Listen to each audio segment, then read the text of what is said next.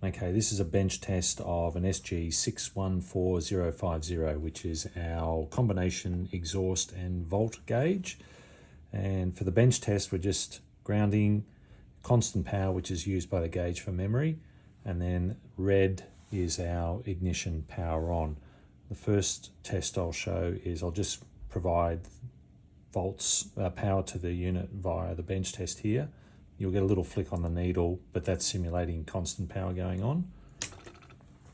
And if I now simulate turning the gauge on, so I will power up the ignition circuit, the gauge will give us a voltage reading down the bottom, and because I don't have the sender attached, the needle will sweep to maximum reading for the EGT and error, or give us a warning. So that's ignition on, and there's our sweep of the needle through to max temp.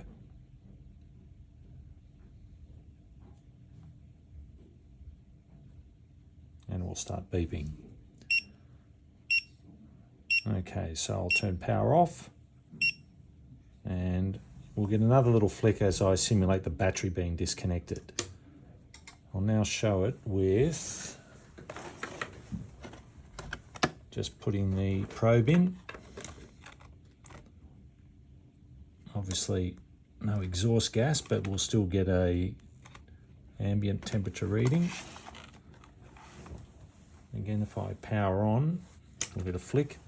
So this is not ignition on, this is just the battery, or gauge wide to battery. Power on.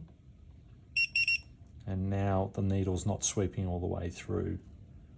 I'm just going to have to swap hands here, so I'll power off for a minute. Back on. And I'll simulate putting some temperature into the... So I'm just shorting out the sender there with my hand. Obviously, an exhaust gas would be a much more accurate reading. Gauge works.